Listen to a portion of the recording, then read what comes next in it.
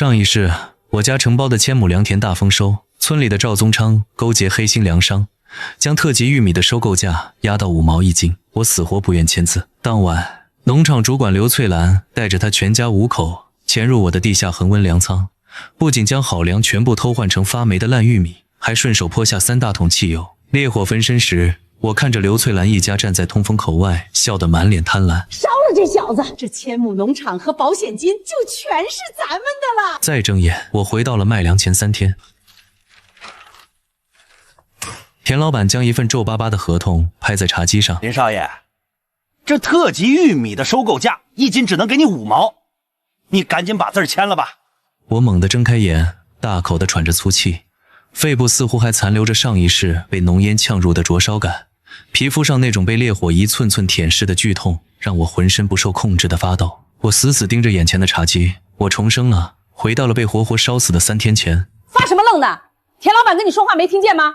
一只粗糙的手重重推了我的肩膀一下。农场主管刘翠兰板着脸站在我旁边，眼神里透着不耐。林凡，不是我说你，你爸妈在国外谈生意回不来，你一个年轻小伙懂什么行情？现在这世道，粮食根本卖不上价。田老板愿意大包大揽收走你的玉米，那是看在我的面子上。你别不知好歹，赶紧把字签了，大家省事儿。他语气强硬，仿佛他才是这千亩农场的主人。我攥紧了拳头，指甲深深掐进掌心。上一世，就是这个看着我长大的刘妈，亲手把汽油泼在了我的身上。我强压下心头翻涌的情绪，抬眼看向那份合同，5毛1斤。我平静地开口：田老板，我这可是市面上最抢手的特级玉米，市场价至少2块5，你拿5毛钱来收，是觉得我林家好欺负吗？田老板脸色一沉，猛地一拍桌子：林凡，你别不识好歹，在这方圆100里，除了我钱某人，你看谁敢收你的粮？今天这字儿，你签也得签，不签也得签。话音刚落，旁边沙发上突然窜起一个人影，刘翠兰的儿子赵德柱吊儿郎当地走了过来，他的眼神肆无忌惮地在我身上扫来扫去。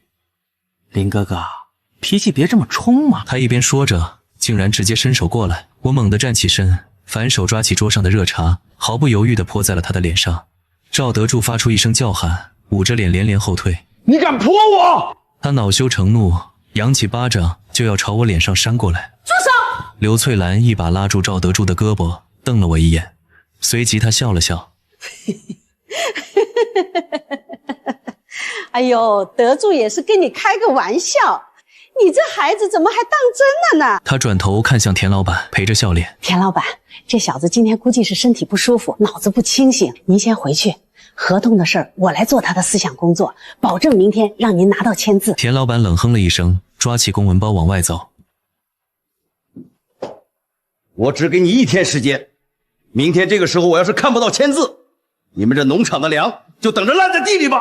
大门发出一声闷响，彻底关上。客厅里只剩下我和刘翠兰母子。赵德柱往地上啐了一口：妈，跟他废什么话，直接按手印不就行了？林凡，我最后告诉你一次，我给你家干了10年，没有功劳也有苦劳，这农场的一半收成本来就该是我的，你最好识相点，把密码交出来，把字签了，否则你爸妈就算回来了也来不及了。我看着他那张扭曲的脸，深吸了一口气，身体微微发抖。刘妈，你别这样，我害怕，我今天真的头很晕，密码太长，我一时间想不起来了。你让我休息一晚，明天一早我把密码和合同一起给你，行吗？刘翠兰上下打量了我几眼，冷哼了一声，算你识相。她转身走进厨房，过了一会儿，端着一杯冒着热气的茶走了出来。把这杯安神茶喝了，好好睡一觉。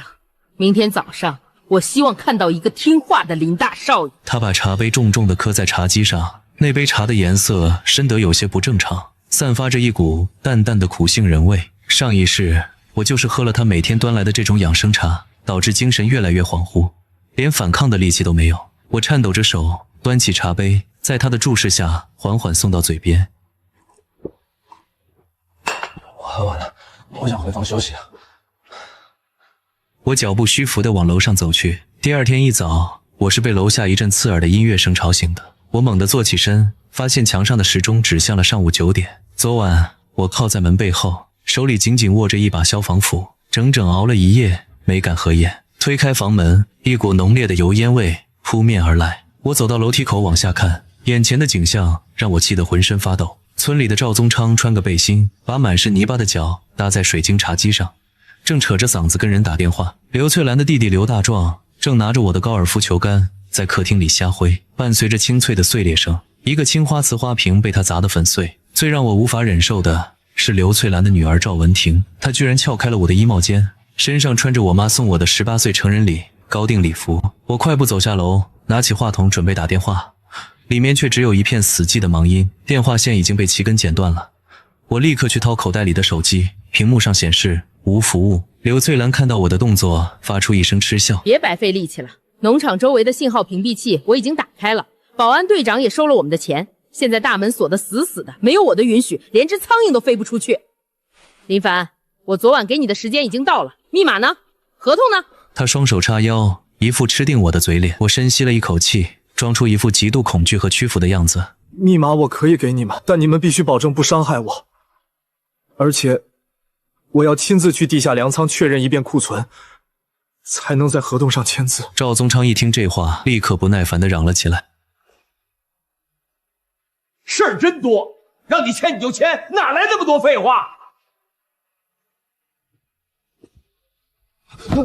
刘翠兰却拦住了他，眼珠子转了转：行，就让你死个明白，反正你也跑不掉。他从围裙口袋里掏出一串钥匙，在手里晃了晃。粮仓的机械锁钥匙在我这儿，但最高级别的视网膜门紧只有你能开。通往地下恒温粮仓的通道阴冷潮湿，我走在最前面，身后跟着刘翠兰一家5口。走到尽头，一扇厚重的特种钢门挡住了去路。这是我爸花重金从国外定制的防爆门，专门为了保护这千亩农场的核心资产。快点开门！刘大壮在后面暴躁地踹了门一脚，震得自己脚底发麻。我走到瞳孔识别仪前，将眼睛对准扫描镜头，伴随着沉重的机械运转声，钢门缓缓向两侧滑开，一股浓烈的霉味和汽油味瞬间扑面而来。我强忍着作呕的冲动，看清了里面的景象。原本整齐码放的特级玉米有一大半已经被搬空了，取而代之的是堆积如山的陈粮。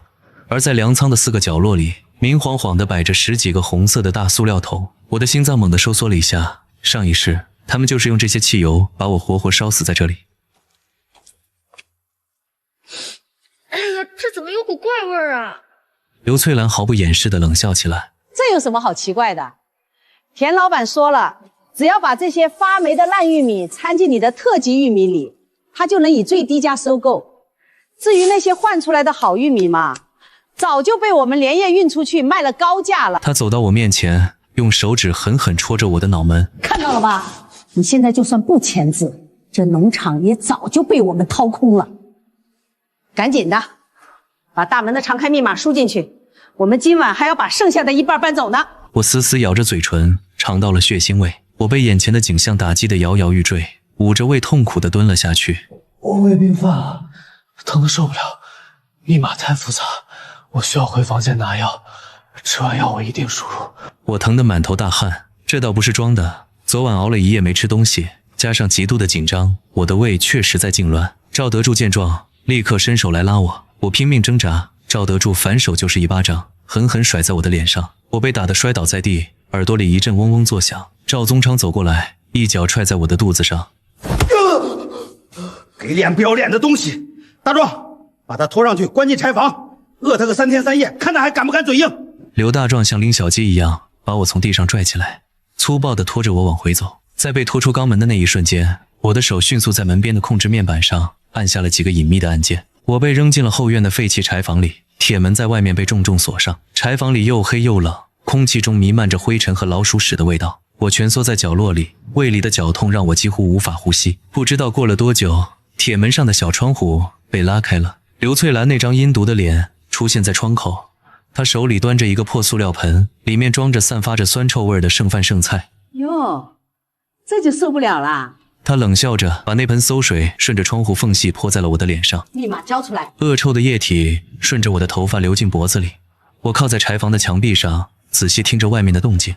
柴房里的空气又冷又腥，老鼠在我脚边窸窸窣窣地跑过。我蜷缩在角落里，闭上眼，上一世的记忆像潮水一样涌回来。那一世我没有重生的机会，我被刘翠兰一家活活烧死在粮仓里，火焰吞噬皮肤的那一刻，我听见自己的惨叫被浓烟淹没，最后看到的是刘翠兰站在通风口外，嘴角挂着那抹贪婪的笑。死后的事是我在重生后的梦里一点一点拼凑出来的。我死后，刘翠兰一家伪造了现场，他们把我烧得面目全非，留在粮仓里，然后报警说农场发生了意外火灾。赵宗昌拿着伪造的农场转让协议，顺利接管了千亩良田，刘翠兰成了新农场主，赵德柱开上了我爸的车，赵文婷穿上了我妈的高定礼服，他们用我爸妈的保险金还清了赌债，在镇上买了3套房。而我爸妈在国外得知我的死讯后，我妈当场心脏病发作，抢救无效去世，我爸一夜白头，3个月后在一个雨夜开车冲进了河里，被认定为自杀。刘翠兰一家逍遥法外整整2年，直到第3年赵德柱酒后开车撞死了人，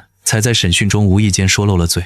可那时候证据早已被销毁，他们只被判了7年。7年，我的1条命，我爸妈的2条命，换来的只是7年。我睁开眼，柴房天花板上有一道裂缝，月光从那里漏进来，冷得像刀。上一世我太傻了，我总觉得刘妈是看着我长大的，总该有点情分，但是却不是我想的那样。这一世我不会再给他们任何机会。我摸了摸藏在袖口的碎玻璃片，那是之前在厨房被推搡时，我故意打碎一只碗偷偷藏起来的，薄薄一片，边缘锋利，足够割断麻绳。我还藏了别的东西，在被拖进柴房之前，我趁着被刘大壮拖行的那几秒，把手里攥着的一粒微型定位器弹进了主屋沙发底下。那是我重生后第2天就让快递送来的，用的是网上买的不记名卡。我爸的合伙人张叔就在隔壁省，他手下有一支退伍军人组成的安保团队，专门负责农产品运输安全。上辈子我死之前给张叔打过电话求救，可信号被屏蔽了，电话根本打不出去。这一世那枚定位器会在今晚10点准时发出信号。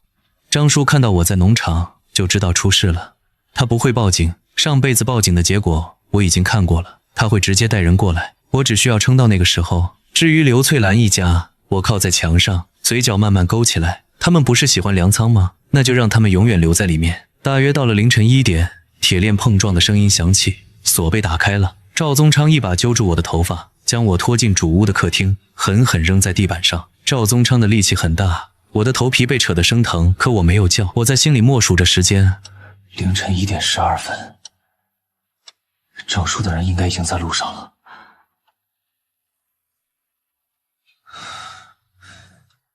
最多再撑2个小时。安小印！赵宗昌把那份沾着油污的协议拍在我面前，刘大壮强行掰开我的右手大拇指，我挣扎了几下，故意装出拼命抵抗的样子，实际上眼睛死死盯着协议上的条款。农场无偿转让协议，无偿。乙方也就是我，自愿将林氏农场全部产权、经营权、库存粮食及附属设施无偿转让给甲方刘翠兰。本协议自签字之日起生效，乙方不得以任何理由反悔。我注意到最后一行小字，本协议一式2份，甲乙双方各执1份，一式2份，也就是说他们不会给我留1份。等我按了手印，协议就被他们收走，我就再也没有任何证据证明这份协议是被迫签的。上辈子这就是他们用来霸占农场的铁证，可这一世我的拇指被按进红印泥里，刘大壮用力地把我的手指按在协议上，鲜红的指纹落在纸上。赵文婷兴奋地叫起来：农场是我们的啦！刘翠兰一把抢过协议，仔细看了看，眼中闪过一丝狠厉。宗昌，这人不肯配合，以后怕是要闹事。协议都签了，不能让他反悔，得盯紧了。我看着他的嘴脸，你以为这份协议有用吗？3天前，我就在农场的每一份空白合同上做了手脚。我买了一种特殊的隐形墨水，在纸张纤维里写下了此文件系在暴力胁迫下签署，本人不承认其法律效力的字样。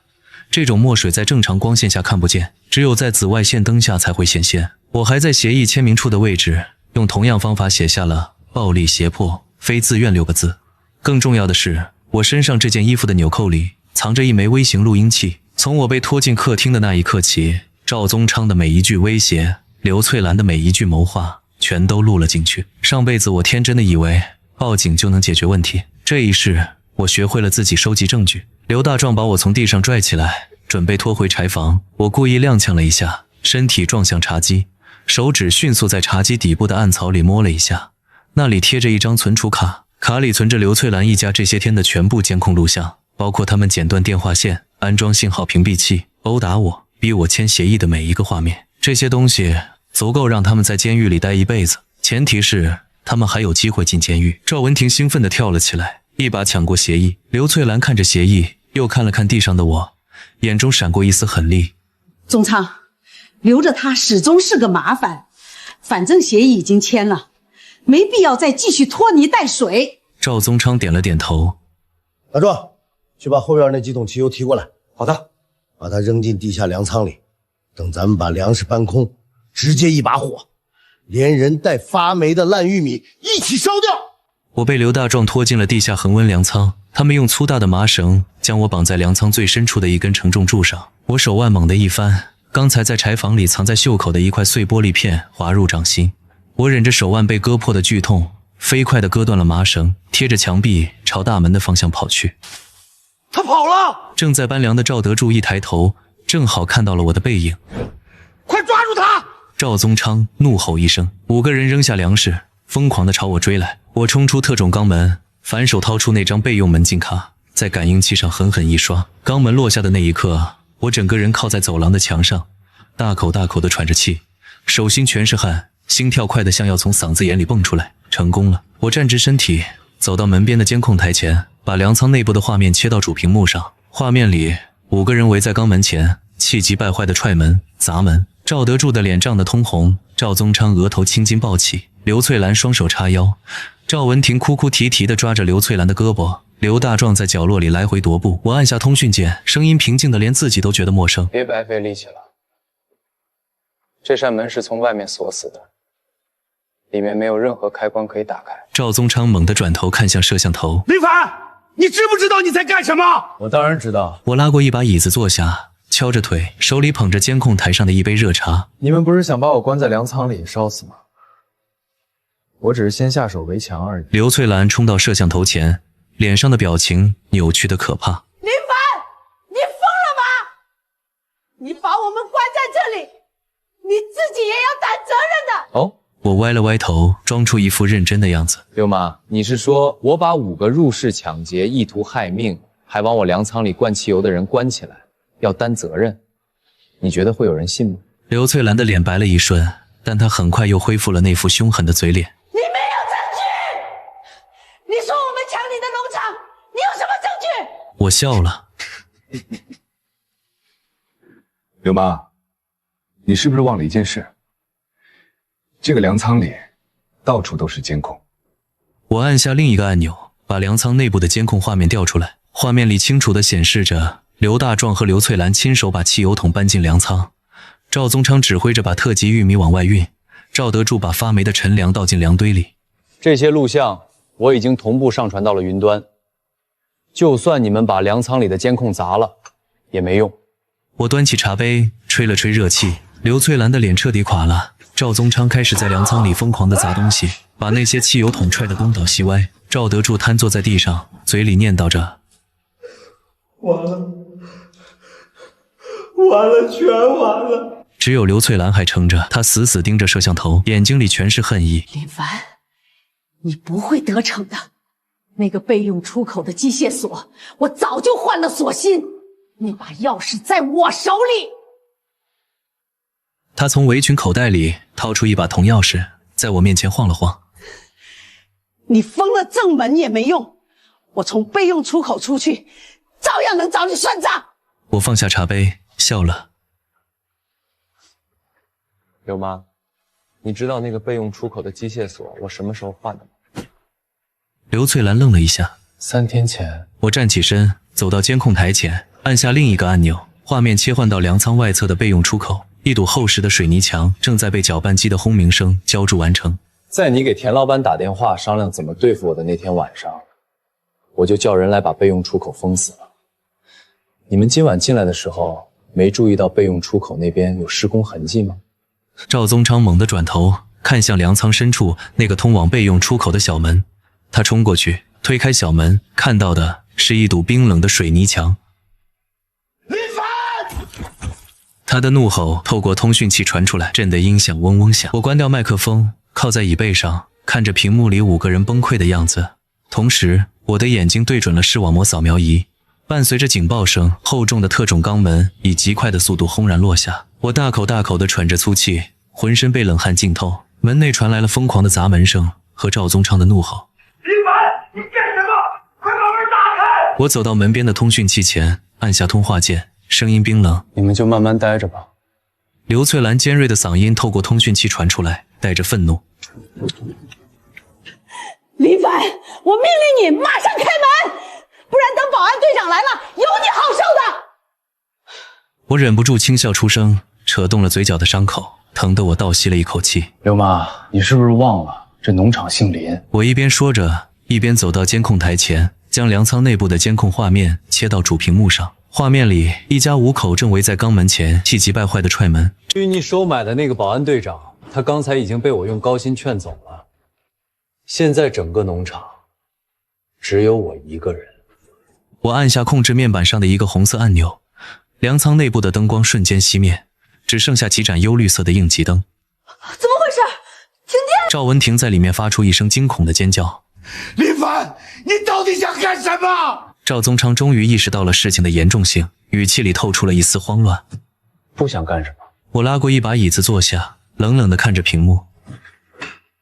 你们不是喜欢这个粮仓吗？不是想把我的特级玉米换成发霉的烂玉米吗？那你们就好好在里面待着，陪着那些烂玉米吧。我伸手在操作台上输入了一串复杂的指令，冰冷的机械女声在粮仓内部回荡：“警告，防虫冲淡模式已启动，通风系统已关闭，氮气注入中。”监控画面里，刘翠兰一家的脸色瞬间变得惨白。氮气？什么是氮气？刘大壮茫然地问。那是用来驱虫子的，会憋死人的。赵德柱吓得声音都变了，疯狂地用拳头砸着肛门。林凡，你这是犯法的！刘翠兰扑到监控探头前，眼泪鼻涕流了一脸。爸爸，刘爸错了，刘爸就是一时糊涂啊！你把门打开，农场我们不要了，粮食都还给你。听着他那套虚伪的求饶，我只觉得无比恶心。一时糊涂，想泼我汽油的时候怎么不糊涂？逼我签转让协议的时候怎么不糊涂？我冷冷地打断他：“刘妈，里面的发霉陈粮够你们吃一辈子了，急什么？”我坐在监控室里，面前一整面墙都是粮仓内部的实时画面。我翘着腿，手里捧着一杯热茶，看着他们从愤怒、咒骂慢慢变成恐慌、哀求。你把门打开，我们什么都答应你。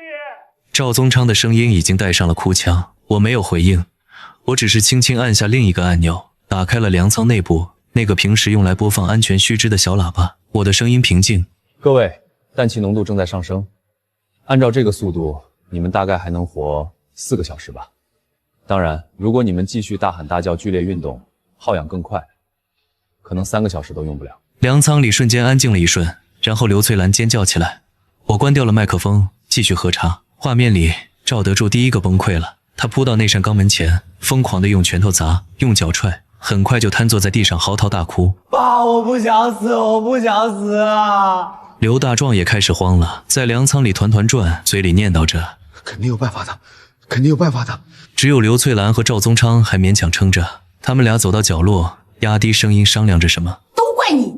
我说别急着动手，你非要逼他。”“怪我？是你那个蠢儿子把人惹急了。”“你骂谁儿子？赵宗昌，你再骂一句试试！”我饶有兴致地看着这一幕，我重新打开麦克风，用那种闲聊的语气说了一句：“对了，有一件事我一直想告诉你们，那个备用出口的机械锁其实只有1把钥匙。我记得好像是赵宗昌你拿着的吧？”5个人几乎是同时转头，死死盯着赵宗昌。你们看我干什么？赵宗昌后退了一步。我根本没有钥匙。刘翠兰的眼睛里闪过一丝寒光。老赵，你在粮仓干了这么多年，真的没有备用钥匙？我发誓没有。赵德柱从地上爬起来。爸，你要是真有钥匙，快拿出来啊！咱们先出去再说。我说了没有？我说了没有？你们别信着那个小子的话。我适时的又补了一句：“那我可能记错了，也许是刘大壮拿着，毕竟他平时负责搬运，经常最后一个离开粮仓。”刘大壮脸色大变，胡说！我什么时候？他的话还没说完，赵德柱已经朝他扑了过去。大壮叔，你把钥匙交出来！滚开！滚开！我没有！两个人扭打在一起，刘翠兰尖叫着去拉，赵宗昌也冲上去帮忙，场面顿时乱成一锅粥。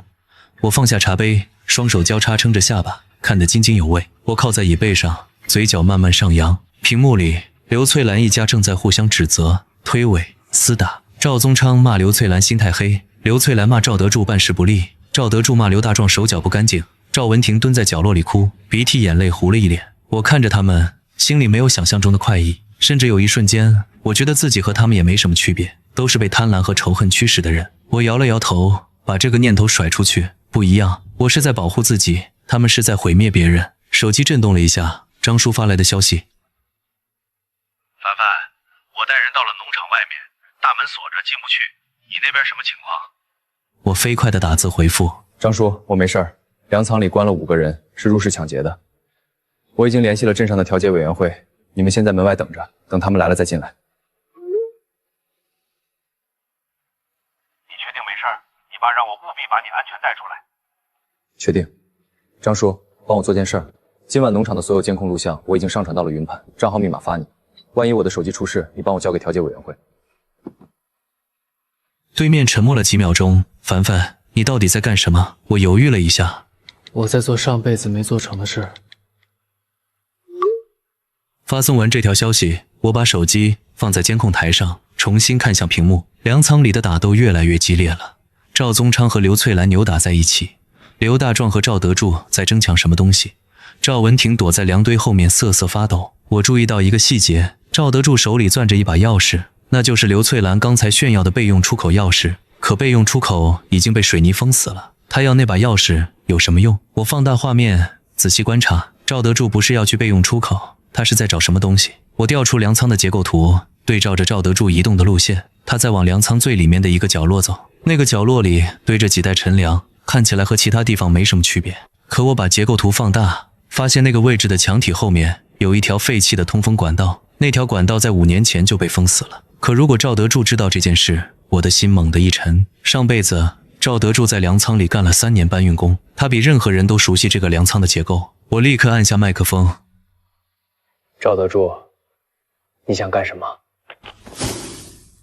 赵德柱停下脚步，抬头看向摄像头，他的脸上全是汗水和灰尘，眼神疯狂。林凡，你以为你把门封了我就出不去了？老子在这粮仓里搬了3年粮，每一条管道每个通风口老子都记得清清楚楚。你等着，等老子出去，第一个找你算账。他转身冲向那堆陈粮，疯狂地扒开粮袋，我手心开始冒汗。那条废弃通风管道我查过，5年前因为漏气被工程队用水泥和砖块封死了，封得很严实，人力根本不可能打开。可万一……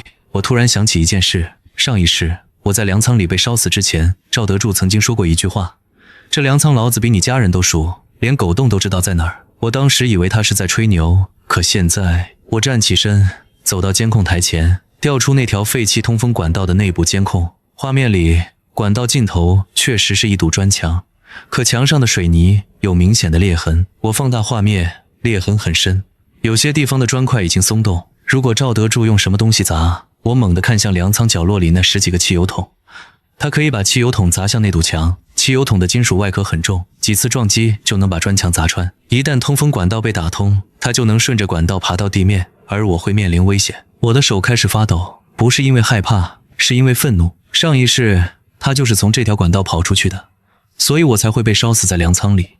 他逃出去之后，把粮仓的门从外面锁死了。这一世我不会再给他机会。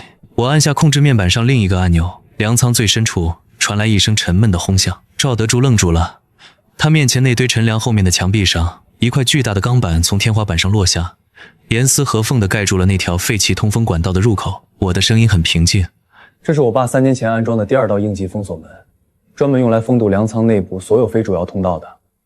赵德柱，你以为你在粮仓里干了3年，就比我这个农场主的儿子更了解这里？屏幕里赵德柱的脸彻底白了，他张了张嘴，什么声音都没发出来。我关掉麦克风，重新坐下。我看着屏幕里那些崩溃的人，忽然想起一句话：复仇是一道冷却后的菜，可我这道菜还热着。我关掉监控画面，站起身，推开了监控室的门。第二天清晨，张工带着2辆搅拌车和10几个工人准时赶到了农场。林少爷，你这脸怎么弄的？要不要紧啊？张工看到我鼻青脸肿的样子，吓了一跳。我勉强挤出一个苦笑，摇了摇头。昨晚农场进了贼，跟我起了点冲突。那贼太猖狂了，差点把粮仓都给炸了。为了安全起见，张工，麻烦你们尽快开工，把那扇肛门彻底封死。我这粮仓啊，就拜托你了。张工一听，立刻拍着胸脯保证：林少爷放心，这活我们熟，保证连只蚂蚁都爬不出来。走！工人们立刻热火朝天地干了起来，搅拌机的轰鸣声震耳欲聋，完美地掩盖了地下粮仓里可能传出的任何求救声。我站在不远处，看着灰白色的水泥浆一点点将那扇特种肛门吞没。就在这时，农场大门外突然传来一阵刺耳的汽车喇叭声，几辆黑色的越野车粗暴地撞开了农场虚掩的大铁门，直接开到了院子里。车门推开，田老板带着10几个打手跳了下来。田老板气势汹汹地冲到我面前，指着我大喊：林凡，你搞什么鬼？刘翠兰那个娘们呢？她昨天跟我保证今天一早交粮，老子的货车在镇中等了一晚上，连个影子都没看到。我装出一副极其惊恐和委屈的样子，眼泪瞬间涌了出来。田老板，我不知道啊，昨晚刘妈他们一家突然像疯了一样，逼着我签了农场转让协议，然后他们说要把粮仓里的特级玉米连夜运走卖给别人，卷款跑了。他们走之前还把我打了一顿，你看我的脸。我指着脸上的淤青和嘴角的血痂，哭得很伤心。田老板愣了一下，看着我凄惨的模样，眉头紧紧皱了起来。跑了？他收了老子的定金，敢放老子的鸽子？他猛地转头看向正在施工的地下粮仓入口。那这是在干什么？好端端的交什么水泥墙？我瑟缩了一下，结结巴巴的解释：昨晚他们走的，为了不让我追，把粮仓的门锁破坏了。我怕里面的粮食受潮，就赶紧找人来把门封上。田老板一把推开我，大步走到那堵刚刚浇筑了一半的水泥墙前。你少给我装蒜！你是不是把特级玉米都藏在里面了？故意砌堵墙来忽悠老子？我告诉你，今天你要是不把粮食交出来，我拆了你这破农场！砸！给我用力砸！田老板站在一旁指挥着手下，还没完全凝固的水泥被大锤砸得四处飞溅，很快就露出了里面厚重的特种钢门。老板，这门太硬了，大锤根本砸不开。一个工人的手震得发抖，气喘吁吁地汇报道。田老板咬了咬牙，转头看向张工：你们施工队不是有切割机吗？给我切！张工吓得连连后退，摆着手说：不行，这可是林少爷的私人财产，我们不能乱来。少废话，老子给你双倍工钱，切不开我连你一起打。就在这时，远处传来了一阵汽车引擎声，3辆印着镇调解委员会字样的面包车开进了农场，停在院子里。带队的周主任带着几个工作人员快步走过来，厉声喝道：住手！谁报的案？我立刻从地上爬起来，跌跌撞撞地扑向周主任，哭得撕心裂肺。周主任，是我报的案，他们带着人强闯我的农场，不仅打我，还要强行破坏我的粮仓。周主任看着我满身的伤痕，眉头瞬间凝紧，转身严厉地盯着田老板。田大富，又是你！光天化日之下带着这么多人聚众闹事，你想干什么？你想干什么？田老板显然在镇上横行霸道惯了，面对调解委员会也只是稍微收敛了一点。他指着我倒打一耙：周主任，你别听这小子胡说八道，他欠了我的粮食不给，还伙同他家保姆卷了我的定金跑路了。我怀疑他把特级粮都藏在这个粮仓里，故意砌墙掩人眉目。我这是在维护我自己的合法权益。周主任转头看向我，眼神中带着询问：林少爷有这回事吗？我拼命摇头，眼泪扑簌簌地往下掉。没有，我根本没有收过他的定金，是刘妈一家逼我签了转让协议，然后把好粮偷走跑了。田老板急眼了，跳着脚大喊：他撒谎！周主任，你们把门切开看看就知道了，里面肯定藏着不可告人的秘密。好，既然双方各执一词，那就把门打开检查。调解委员会请来了专业的消防破拆队伍，高压水切割机发出刺耳的尖笑声，火花四溅。我被一名女工作人员扶着，坐在远处的长椅上，低垂着头，身体微微发抖，看似恐惧，实则是在掩饰我嘴角抑制不住的上扬。特种肛门极厚，破拆整整持续了3个多小时。田老板在旁边等得不耐烦，不停地走来走去。快点！这破门怎么这么厚？终于，伴随着一声巨响，沉重的肛门被切出了一个足以容纳1人进出的大口子。开了！开了！田老板兴奋地第一个冲了上去，想要抓取我藏粮的证据。然而，就在他靠近切口的那一瞬间，一股浓烈到令人窒息的恶臭，混合着刺鼻的汽油味，如同实质般喷涌而出。田老板首当其冲，被那股味道熏得直接双膝一软，跪在地上呕吐起来。几个靠得近的工作人员也脸色大变，迅速捂住口鼻，连连后退。怎么回事？什么味道？周主任神色一凛，立刻掏出强光手电筒，小心翼翼地靠近切口。手电筒的光束刺破了粮仓内部幽暗的空间。下一秒，周主任的瞳孔骤然收缩，整个人僵在了原地。所有人后退，封锁现场，叫卫生院和镇里的记录员来。田老板吐的胆汁都快出来了，还不死心的探头往里看了一眼。他发出一声凄厉的叫喊，连滚带爬的往后退，脸色煞白。我也恰到好处的挣脱工作人员的搀扶，踉跄着跑到门边。透过切口，我看到了里面的场景。偌大的粮仓里根本没有半点特级玉米的影子，只有堆积如山的发霉玉米。而在那些发霉的烂玉米上，横七竖八的倒着5个人：刘翠兰、赵宗昌、赵德柱、刘大壮、赵文婷。他们的脸色都发紫，嘴唇乌青，一动不动地躺在那里，像是被什么东西抽走了所有力气。我的心猛地跳了一下，但很快我注意到他们胸口还有极其微弱的起伏，他们还活着，只是彻底昏了过去。空气中弥漫着刺鼻的汽油味和腐烂的霉味，熏得人头晕目眩。角落里那10几个汽油桶已经翻倒，挥发的气体混着被抽干的氧气，把这里变成了一个让人慢慢失去意识的毒气室。墙壁上有人用指甲或者碎砖块歪歪扭扭地划满了字。林凡逼我们的救命是田大富让我们干的。那些字刻得很深，有些地方还带着暗红色的印子。我不知道他们在昏迷前经历了怎样的恐惧和愤怒，但从那些凌乱的划痕和散落一地的发霉玉米来看，他们一定在最后的时间里互相咒骂、推搡，甚至厮打，直到一个个缺氧倒下。我没有多看，我只知道他们都还活着。这和我上一世的结局不一样，上一世他们烧死了我，这一世他们只是昏迷在粮仓里，等着被抬出去，等着被铐上手铐。这是怎么回事？刘妈、赵德柱，他们怎么会晕倒在里面？我发出一声极度惊恐的尖叫，双眼一翻，身体直挺挺地向后倒去。你上去！工作人员眼疾手快地接住了我。在彻底晕过去之前，我听到周主任厉声下令：把钱大富给我控制起来！再次醒来时，我正躺在镇医院的病床上，鼻子里插着氧气管。周主任和一个做记录的工作人员坐在床边，神情极其严肃。林少爷，你醒了。我揉了揉发疼的太阳穴，一副迷茫又恐惧的样子。周主任，我的粮仓里为什么会有人？周主任叹了口气，拿出一沓现场勘查的照片。林少爷，经过医生初步鉴定，他们正是你的农场主管刘翠兰一家5口，因缺氧窒息和吸入高浓度汽油挥发气体中毒，同时伴有严重的机械性损伤。我们在现场发现了大量发霉的玉米和倾倒的汽油，并且在墙上发现了留下的血书。他们昏迷前在墙上写着：“是你逼他们的，请你如实交代，昨晚到底发生了什么？”我紧紧抓着白色的床单，身体剧烈地颤抖起来。我没有，我怎么可能逼他们？我深吸了一口气，仿佛陷入了极其痛苦的回忆。昨晚，赵德柱突然闯进我的房间，想要伤害我，我拼命反抗，打伤了他，逃了出来。可是赵宗贤和刘翠梅带着全家人把我抓了回去，他们不仅打我，还强行按着我的手印签了一份农场无偿转让协议，然后他们把我拖到了地下粮仓，绑在柱子上。我听到他们商量，说要把粮仓里的特级玉米全部搬走，换成发霉的烂玉米。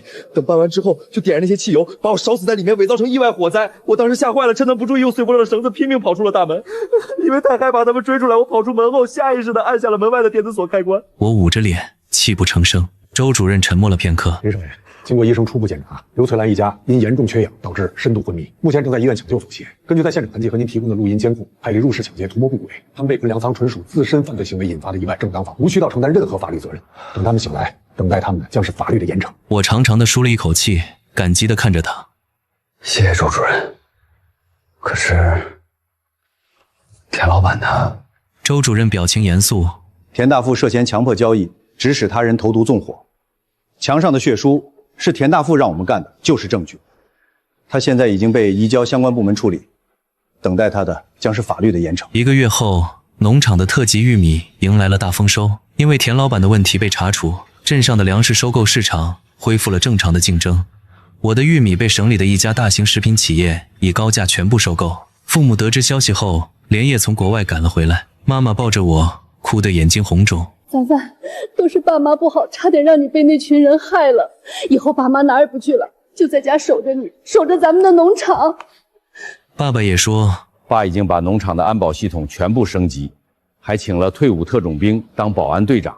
我靠在父母温暖的怀抱里，看着窗外金黄色的麦浪在风中翻滚，阳光毫无保留地洒在这片土地上，驱散了所有的阴霾。爸妈，我没事儿，以后再也没有人能欺负我们了。妈妈哭着一边说对不起，妈妈不该留你一个人，一边伸手帮我擦眼泪。她的手指碰到我脸颊的时候，我本能的微微一缩，只是一瞬间，快得谁都没察觉。然后我重新笑了笑，把脸埋进她的肩窝。有些本能是在那间粮仓里长出来的，可能这辈子都消不掉了，但至少我还活着。